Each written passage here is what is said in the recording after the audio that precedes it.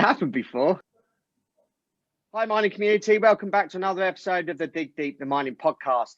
And today's guest is Eric Asubonteng, who's the MD of AngloGold Ashanti, an independent global gold mining company with a diverse, high-quality portfolio of operations, projects, and exploration activities across 10 countries and 4 continents. And they are the third largest gold producer globally and the largest on the African continent. Apart from Eric being the managing director, he's also the president of the Ghana Chamber of Mines. So I'd be interested to hear more about what he does with the Ghana Chamber of Mines.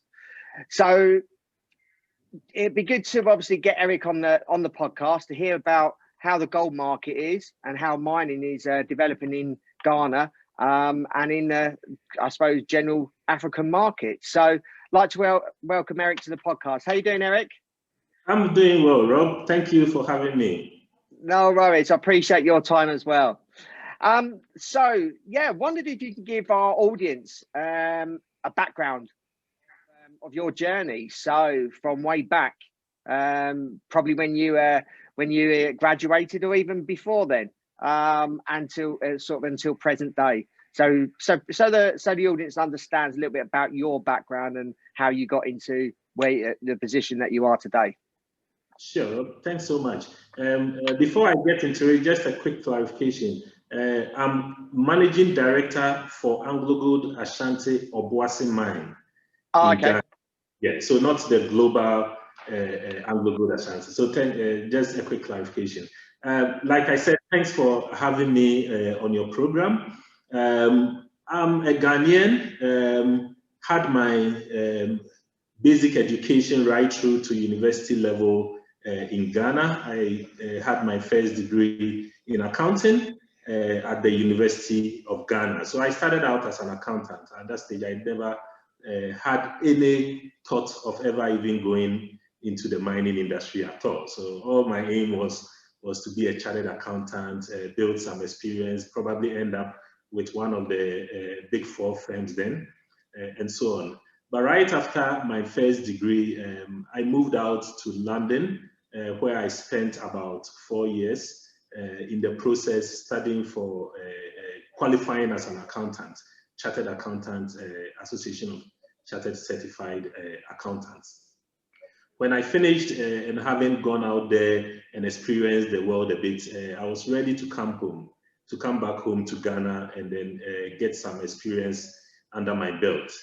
Whilst I was coming back home, or I was thinking about coming back home, I looked at different options or different industries that I could join. So I was looking at banking, obviously, the chartered accountancy firms, the big 4 firms, and then mining came in passing, and then through an opportunity I had picked up, I followed up, even though it wasn't part of my original thinking. I followed up on that opportunity and realized it could be very interesting. You could get down, roll up your sleeves, get to remote areas and so on. So something just kicked up in my mind to say that this might be a very interesting thing to follow up on. So I followed up on it, rocked up in person right from London to a remote area in Ghana for an interview. And then I was given the opportunity. So I thought, let me give this a try for about 3 years, and then I'll move out. Those 3 years have ended up being about 15 years, and I haven't regretted it, of course. But then when I joined the industry, I joined with Goldfields, which is headquartered in South Africa. I joined at their mine in Tarkwa as a financial accountant. So still in accounting, but with a mining company in the mining industry. I worked my way through as a finance professional operating in the mining industry with Goldfields, moved on to be a management accountant, ended up as a finance manager at the Tarkwa mine, and then had an opportunity to move out of the country again, still within Goldfields, to head the finance department of one of Goldfields' mines in Australia, the Agnew mine, as it was known then. So I worked with the Agnew mine in Australia, still as a finance manager in the finance profession for about 3 years. And then I felt like coming back home again, because in my mind, I've always wanted to be back home, supporting the development and growth of Ghana, not least the mining industry in Ghana. So that passion had always been there. It's at that point that an old boss I had in Goldfields, who had moved on to AngloGold Ashanti in Ghana, tapped me on the shoulder and asked whether I would be interested in joining him in Ghana, but this time round with AngloGold Ashanti. I thought about it. It went back and forth for probably more than a year. And in the end, I made up my mind. And so I joined AngloGold Ashanti in Ghana, still as a senior finance manager. That was a very critical point for AngloGold Ashanti in Ghana. They were going through a restructuring process. And as part of the restructuring, finance professionals always play a key role. So I was thrown into the deep end of that restructuring process. So it made me get to know the other aspects of the business and what needed to be done to turn it around, and formed a key part of restructuring.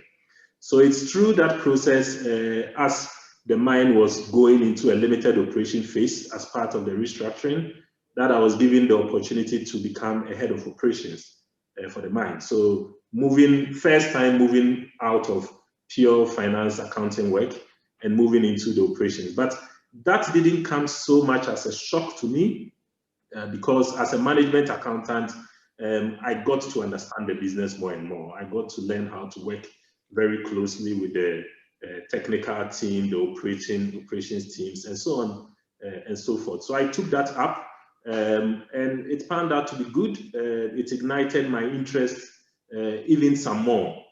So I worked as the head of operation for some time, and still on that trajectory of restructuring the business, we got to a point where we conducted feasibility studies, got approvals and support from the corporate team. And then an opportunity came for me to step up to become the managing director of the business. And I took it up, and I've been doing that for close to 5 years now. Okay, thanks a lot for obviously sharing your journey. What do you like about mining then? Obviously, you come from obviously a finance background, and as you mentioned that you've obviously gone into the industry. What do you like about the mining industry, which may be different to other paths that you could have taken? And obviously, you may have other friends that you studied with that have gone in different directions. And obviously, when you then compare notes, what is it you like about mining? My interest in mining is probably because of the very practical nature of how things work in the mining industry. You really get things done. So you go out there, get closer to the action, you see things moving physically, and your contribution is felt. That aspect I like. So not too theoretical all the time, even though it's a factor. But you really get to be practical in the things that you do. And particularly for some of us coming from less developed countries like in Ghana, we see the real contribution that mining and difference that mining can make in the lives of communities and in the development of the country. I genuinely believe that the mining industry, particularly in countries like Ghana, is a key lever that, if harnessed properly, can help or work as a catalyst to drive significant change and development in these countries. And if you have an interest in helping the development of the country, then you want to be in such an industry where it touches on so many other aspects of the economy, and if properly managed, can make a huge difference. It's very interesting if you go to some of the remote areas and you see the practical ways by which some of these mining companies are helping improve lives in those remote areas. So that's something that gets me very interested. Yeah, certainly. I wonder if you can give us an overview of AngloGold Ashanti. So obviously our audience knows a little bit more about the operator, a little bit about the company, and obviously the operation that you manage. Sure, sure. Thanks so much. For the AngloGold Ashanti has been in Ghana, well, I think since 2003. As you rightly mentioned, this is just a part of the wider global entity which cuts across 4 continents.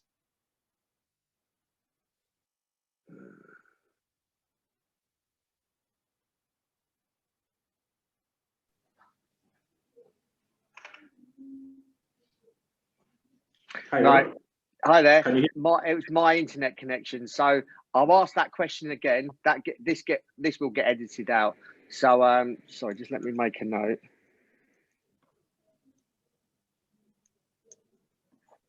Right. So I'll ask the question again. That was my internet, by the way. Right. So I wonder if you can give us an overview of AngloGold Ashanti. Obviously the company, but also the operation that you're managing. Sure. No, thanks for that. AngloGold Ashanti, as you rightly mentioned, it's a global entity that cuts across 4 continents with operations all over the place. In Africa, in particular, we are in several countries, obviously including Ghana, where I am.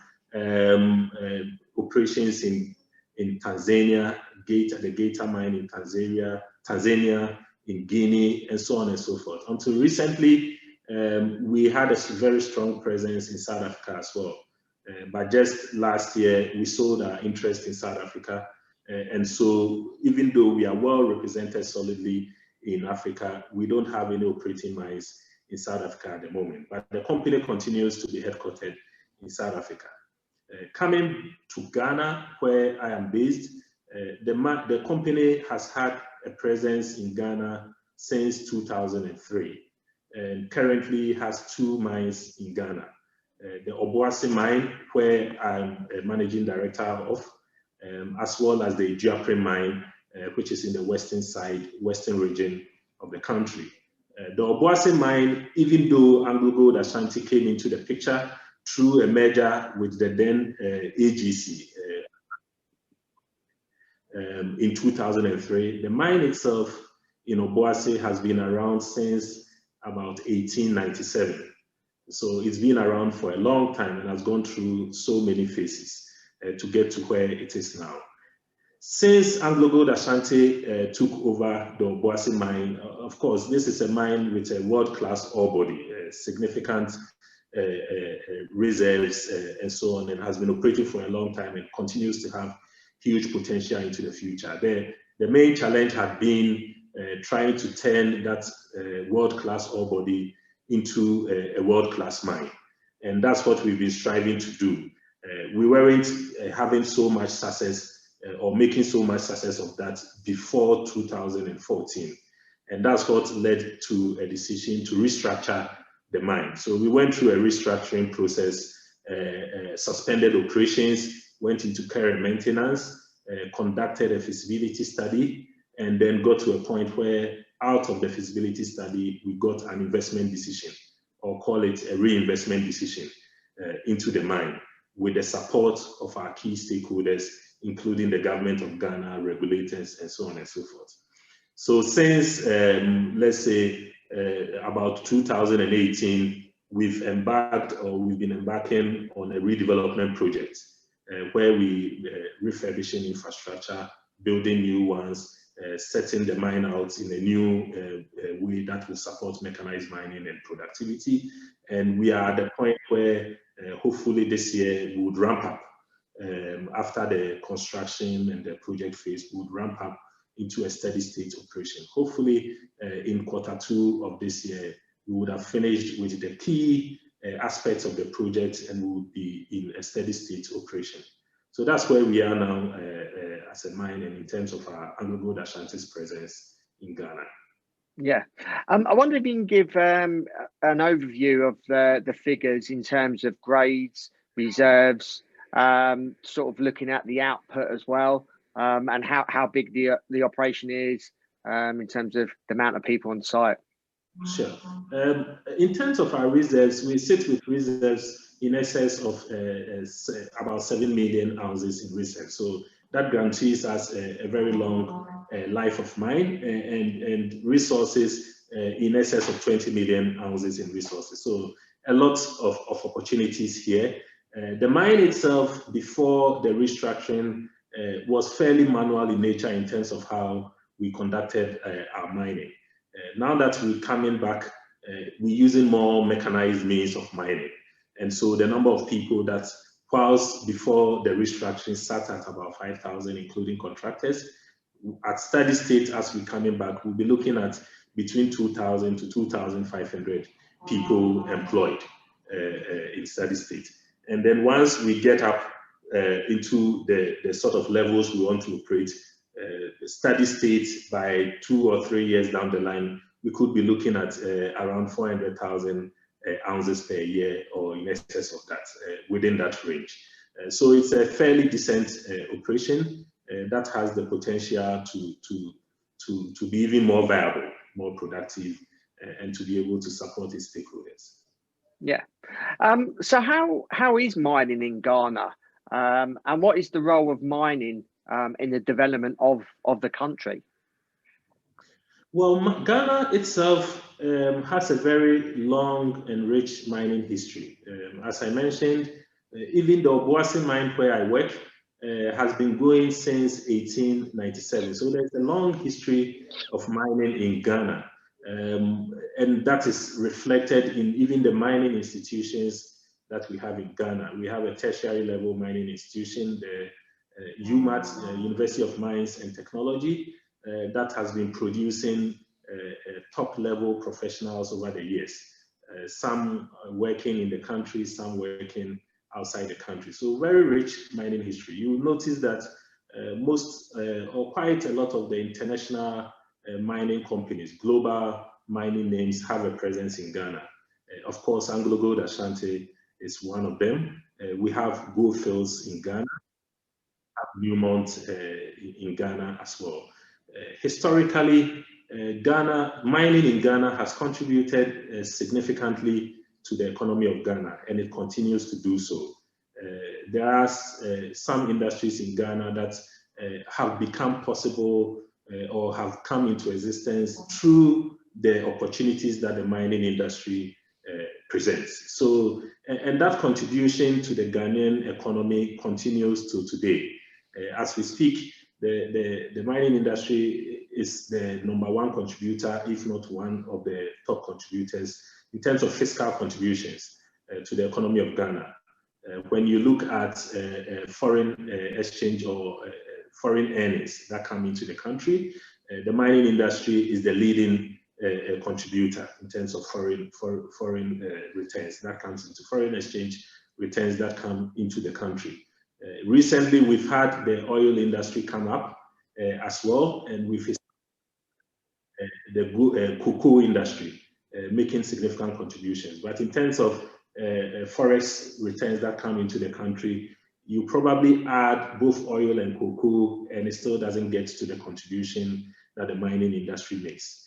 If you look at something like employment, for instance, significant numbers, about 11,000 people employed directly in the mining industry, and you haven't yet even considered the spin-offs and the other multiplier effects. If you bring all that in, then the number is far, far bigger than that. So a key player in the economy of Ghana, and that is becoming even more obvious now that with the COVID-19 crisis, most economies are being hit. In Ghana is being hit as well.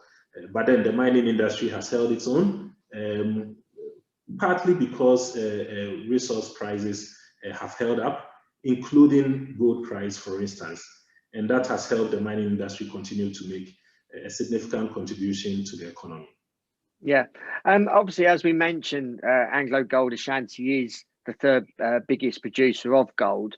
I just wondered what challenges you faced with you personally and the operation the challenges that you faced in obviously contributing to the overall production target, or that makes obviously AngloGold Ashanti the third biggest producer. What challenges has your operation faced, and how have you overcome them? I think one of the things that is key for us is to ensure that we are able to sustain the productivity of the mine in the way we want to do it as at now. So we going mechanized, taking the mechanized approach to mining. That means introducing new equipment, technology, and stuff like that.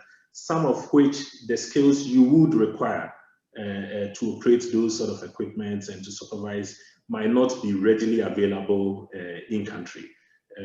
So you want to ensure you have that ready availability of those skills. But then also you want to balance that with ensuring that you are giving opportunities to Ghanaians. And there are Ghanaians out there in the international industry with those sort of skills. So you want to make the effort to attract those skills to come back home.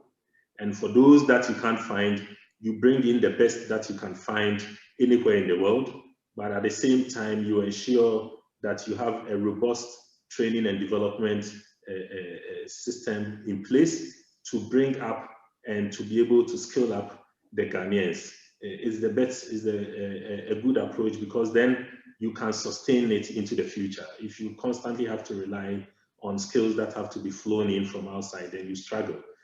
A typical situation is what we've experienced with the coronavirus, where there's been travel restrictions. The moment you have these travel restrictions, then if you are bringing in more and more skilled personnel from outside, it impacts you and your business. So that's one of the key things that's on my mind, and how we're trying to fix it. But in doing that as well, it helps meet the expectation of our stakeholders, because our host government, the government of Ghana, as well as our local stakeholders, are very keen on ensuring that Ghanaians and indeed Ghanaian businesses get an opportunity to partake in the value chain of the business and to equally benefit from the business. So in scaling up and training and developing Ghanaians in that mechanized mining space, not only are you ensuring that your business runs better and smoothly and probably more cost effectively, but at the same time too, it meets the expectations of your stakeholders locally. Yeah, with obviously Ghana rich in mining, as you've mentioned, is your operation, is there expats on your operation, or is your operation fully staffed with Ghanaians? There are expatriates on our operation. As I mentioned earlier on, we are in a project phase and probably now only getting out of a project phase where we ramp up and get to a steady state of operation. So in that construction space, you always would need experts from wherever they come from to get the project set up. So that has been a combination of some expatriates and significantly Ghanaians, but some specialist skills coming from outside the country all over the world as well. And then with the introduction of mechanized mining, there are some specialist skills that we get from outside. But in all these, the main expatriates numbers have come from the construction project installation side, and to a lesser extent on the mining itself, where we apply mechanized mining and need those specialist skills. But like I mentioned, programs in place to ensure that these skills are being transferred. And probably if there are Ghanaians out there that are skilled, we know they are good, even if they are outside the country, we make an effort to try to pick them and then bring them back home to see how they can also do it. Yeah, no worries. And how's the redevelopment of the mine mean for local stakeholders and host communities in the area of Obuasi? What impact has that had on the local community? The impact has been tremendous, and it's been very, very obvious for us to see, because not too long ago in 2014, 2015, when we suspended operations and went into care and maintenance. The local economy in Obuasi in particular, and by extension, the wider economy in Ghana took a hit. But it was very obvious because, like I mentioned, we were employing so many people, probably including contractors, close to 5,000 people around that time. And if you scale back to that significant level to below 1,000 that we required, probably for the care and maintenance, then people take the hit at the individual level, at the family level, and then at the level of the local economy. So that was very obvious. All the other businesses that benefit from participating in the value chain of the business in the Obuasi or Obuasi's local economy didn't have that opportunity anymore. Now that we are bouncing back, you walk through the streets of Obuasi and you can vividly see the change that it has made. Workers actively going in and out of the mine, working, both direct employees and then contractors. As I mentioned, by the time we get to steady state, we would be employing between 2,000 to 2,500 people between ourselves and our main contractors. At the construction phase, we employ probably about 1,000 people, mainly in fixed term capacity. And all these people are earning money that is helping boost the local economy. And then we have the local businesses that are participating in our value chain. As part of our redevelopment, we've deliberately made the effort to give priority to Ghanaian businesses at the local host community level and then at the country level as well. And it's reflected even in our mining contract, the contractor that does our mining. It's a joint venture between a Ghanaian business and the more experienced entity from Australia. And you look at all the other aspects of our business or the value chain, and you see that effort to ensure that Ghanaian businesses are participating. So that also helps because they are also then able to employ people. The spin-off from that in terms of how they acquire their inputs and so on would all go to help the economy. These are the direct ones. But then you move away from that and then you look at the efforts we are making in terms of our CSI initiatives. So for instance, for every ounce of gold that we produce, we contribute $2 into the coffers of a trust fund that is managed by representatives from the various stakeholders at the local community level. And then they sit and decide how best to invest that money. Over and above that, we have a social management plan which initiates projects to complement whatever the trust fund is doing. And that cuts across so many things, education, health, infrastructure development to support the government's effort, agriculture. I'm very, very glad that since the redevelopment started, as part of this social management plan, we've been able to work with one of the key public universities in Ghana to set up a university campus in Obuasi. So never was in place, but we now have a university campus of the Kwame Nkrumah University of Science and Technology, which is based in Kumasi. They have a campus in Obuasi now, training the youth and young people in engineering courses and other allied areas of studies as well. You come to a level below and we've introduced an apprenticeship program where people who have completed secondary school, for instance, that didn't further their education to the tertiary level, go through a process to get some operator skills that can make them employable so that if opportunities crop up in the industry or even in the Obuasi mine itself, they have an opportunity to throw their hat in for it. So these are just a few of the examples, but it's very clear. I mean, anybody who knows Obuasi well, all it requires is to just drive through the town and you can vividly see the difference that it makes. And it's some of these things that inspire or encourage some of us to continue to work in the industry. Yeah, probably goes on nicely onto my next question. And obviously, with the success that you've achieved, what lessons could neighbouring countries within Africa learn from the story and development of your site and AngloGold Ashanti, and so they can obviously prosper. So, I mean, what kind of lessons could they follow? I think first and foremost, mining has moved on. Mining is developing, just like any other industry in Ghana. So, or not in Ghana, across the globe. So it's important to keep up with technology, new technology coming up, new ways of doing things, continuous improvement initiatives, and so on. I think that's one of the main changes that we're introducing in Obuasi, moving away from more manual ways of doing things to a more mechanized way. And then hopefully into the future, we can be looking at automation and so on and so forth.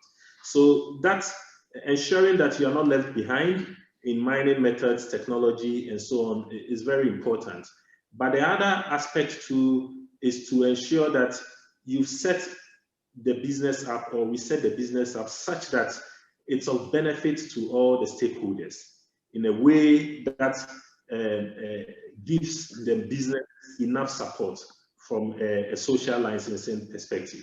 So the things that I spoke about, including supporting the local economy through prioritization of local Ghanaians in terms of employment, prioritization of Ghanaian businesses in terms of procurement, ensuring that we take these initiatives to complement the effort of government in developing the local economy, cutting across education, infrastructure development, agriculture, health, and so on.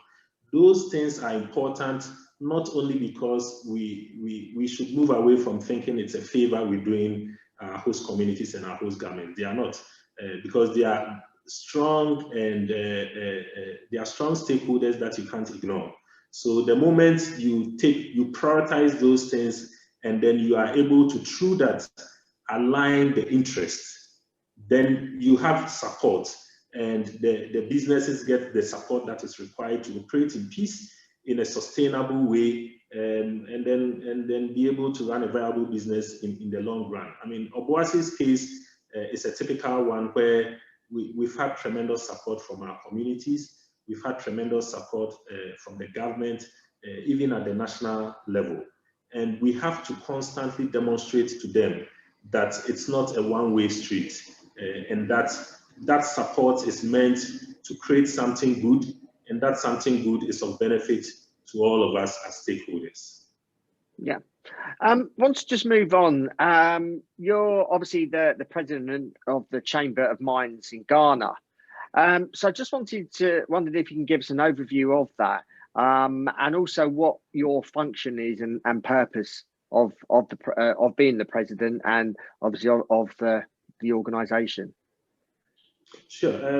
As you rightly mentioned, the Chamber of Mines in Ghana is a body that pulls together the mining companies in Ghana, most of them at least.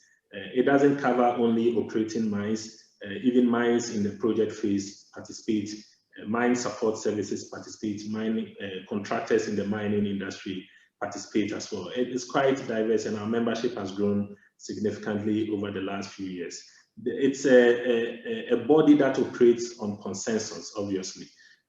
But then the main thing is to be able to promote the interest and safeguard the interest of the mining industry in Ghana, and to ensure that there is alignment within the industry in terms of dealing with our key stakeholders, and in particular, the government at the national level.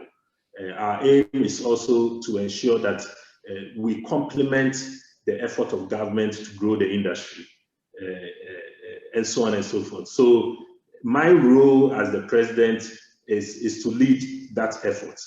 We have a secretariat that works on a full-time basis, because obviously I work as a full-time managing director for a company. And so my involvement and activities will not be something that is on a day-to-day basis. So we have a secretariat headed by a CEO, who then drives the business of the Ghana Chamber of Mines on a day-to-day basis. So we advocate for the industry. It's the mouthpiece of the industry. It's the channel through which challenges that the industry has is addressed, and to be able to get support from government. It's at the same time the channel through which developmental and support efforts that the industry makes is put through to government. So, for example, even during this Corona crisis moment, as an industry, we came together and asked ourselves, what can we do to support the effort of government? And we were able to put resources together, pull ideas together, and then was able to support the government in terms of its ability to do testing, its ability to be able to support people who had severe symptoms in terms of coronavirus, purchasing ventilators, and so on and so forth. Okay. So just want to sort of start concluding now. What's the future of AngloGold Ashanti? The future over the next, I don't know, medium to long term, and also how do you see mining in Ghana sort of developing? Sure. For AngloGold Ashanti, and in particular for AngloGold Ashanti in Ghana, I think the future is bright. The potential is huge. I spoke about the reserves in Obuasi for a mine that has been going since about 1897, still going with a huge potential in reserves and resources ahead of it. So the future is good. We have to just focus on turning that world-class ore body into a world-class mine. And that's why we are embarking on this redevelopment project. So I'm very confident in the potential, and we just have to keep driving that, and the future will be huge. And we do that in a way that not only benefits the company in that small way, but it's of benefit to our stakeholders across board as well. From a Ghana perspective, the future is very huge as well, because you look at Ghana, and even in West Africa, generally you would notice that West Africa is becoming a key, a hotspot for mining, for global mining. So it's attracting more and more investment. And even in Ghana, gold, if I take gold mining, for instance, it's been on an upward trajectory to the extent that Ghana has now surpassed South Africa as the leading gold producer on the continent. So the momentum is high, and that growth prospect remains there. And I think the role that mining plays in the economy of Ghana will just continue to grow. One of the prospects that lies ahead for Ghana as we try to take advantage of this growth is to set ourselves up as the hub of mining in West Africa. So whereas in the past, South Africa has been the hub of mining, so to speak, for the whole of Africa, whereby mine support services, a lot of the consultancies, supplies, and so on, would generally come from South Africa to support the industry across the continent. Ghana can be that to support at least the West Africa sub-region.